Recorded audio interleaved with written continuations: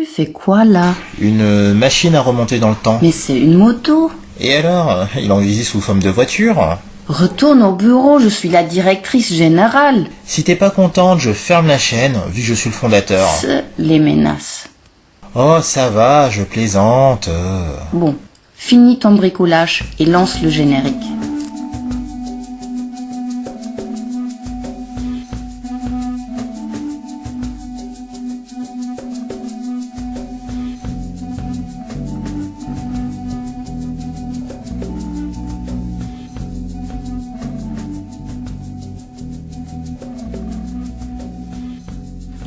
Salut à tous et bienvenue pour ce nouveau numéro de Zingeo Talk.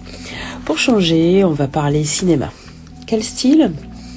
La science-fiction. On va commencer par un film sorti en 2021 qui s'appelle The Tomorrow War avec Chris Pratt. Mais de quoi parle le film? J'y viens.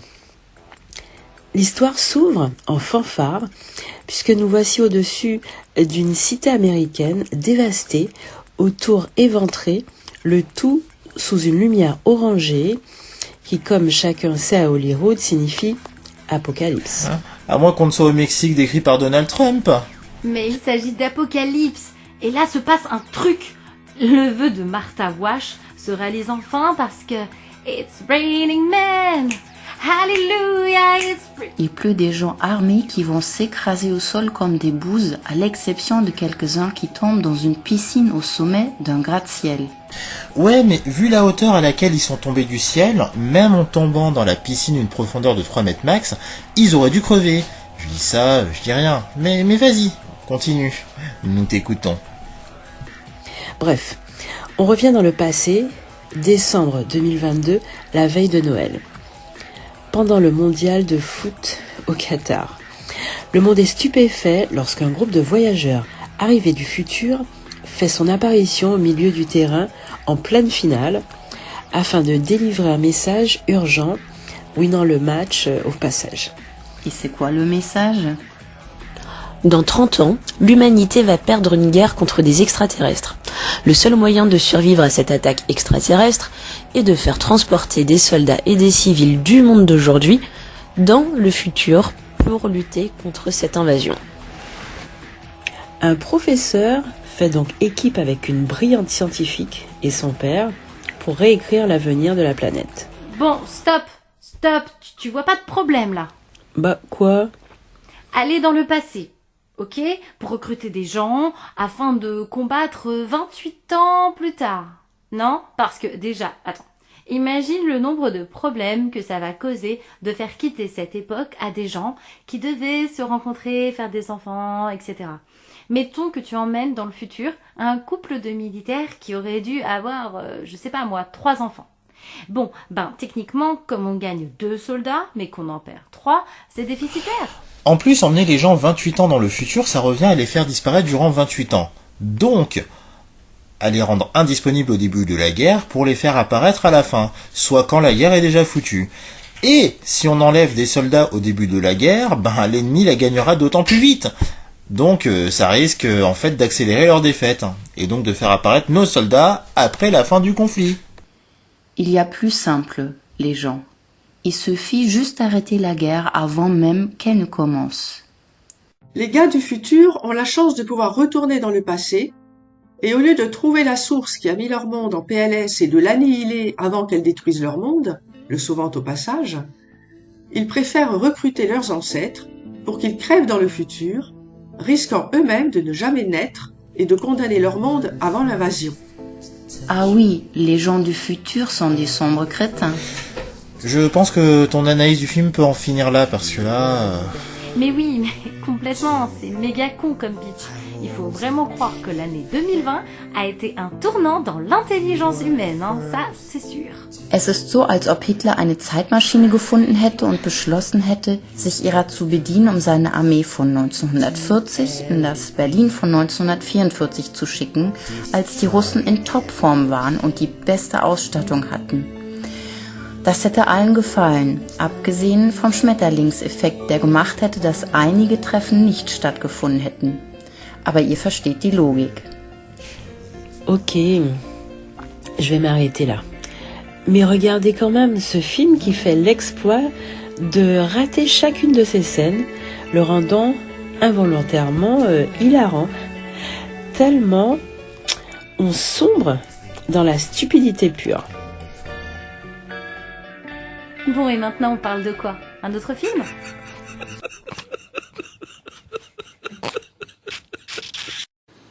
J'en ai un. Il s'agit du film Idiocratie, sorti en 2006 avec Luke Wilson. Ça parle de quoi? Joe Bowers, l'américain moyen par excellence, est choisi par le Pentagone comme cobaye d'un programme d'hibernation qui va mal tourner. Oublié, il se réveille 500 ans plus tard et découvre que le niveau intellectuel de l'espèce humaine a radicalement baissé.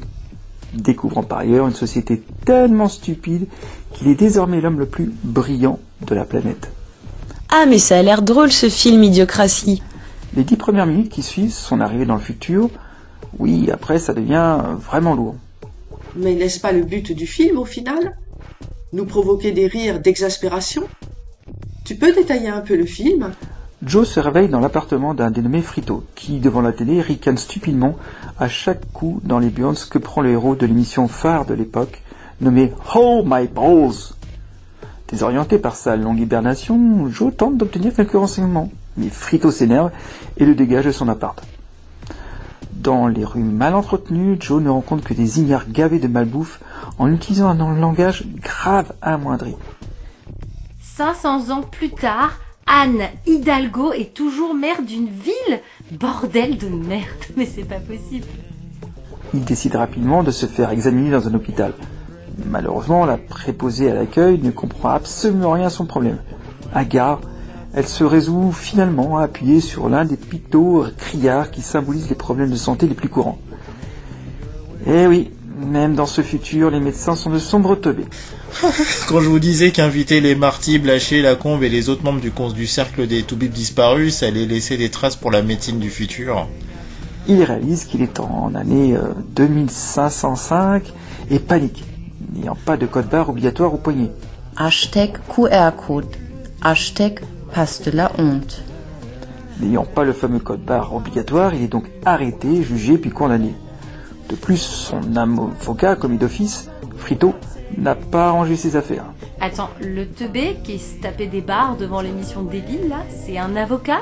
Eh oui, Joe parvient toutefois à s'évader de prison, en faisant croire au gardien qu'il a purgé sa peine, qu'il s'est trompé de fil et que son dossier n'a tout simplement pas été mis à jour.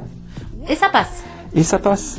Après quelques aventures auxquelles s'est joint Frito, Joe est conduit à la Maison Blanche devant le président des États-Unis nommé Dwight Herbert Camacho, un ancien acteur porno et 5 fois vainqueur du tournoi Grosse patate dans ta gueule. Ah, mais dans ce futur, Marlène Schiappa a toutes ses chances de devenir présidente. Ça te dit de faire un what if? Fermez-la, on n'a pas le temps. Allez donc voir le Zingo News épisode 20 pour avoir un what if présidentiel du futur.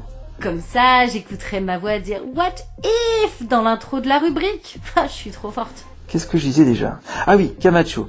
Après avoir pu voir que les tests de QI ont démontré que Joe est la personne la plus intelligente du monde, le nomme secrétaire à l'intérieur des États-Unis et lui donne une semaine pour que les sols sur lesquels plus rien ne pousse redeviennent fertiles. Constatant que la désertification est causée par le Pronto, une boisson énergisante qui a remplacé l'eau pure et que l'on retrouve que dans les chiottes, Joe tente de convaincre les membres du gouvernement qu'il faut irriguer les sols avec de l'eau. Mais ceux-ci refusent, et insistant et déclarant que c'est une absurdité. Ah vrai, j'en Bref. peux plus. Alors que Joe allait être condamné à se battre au milieu d'une arène de Monster Truck, il est prouvé que sa stratégie fut la bonne grâce à l'eau. L'Amérique est sauvée et Joe devenu un vice-président, puis quelques années plus tard président. Mais en revanche, le niveau intellectuel reste toujours aussi bas. Tu te rends compte que sans regarder ce film, je voulais que tu finisses au plus vite. Ça me rappelle trop l'humanité actuelle à une exagération près. Plusieurs sujets de société seront évoqués à travers une partie des thèmes visibles dans le film Idiocratie.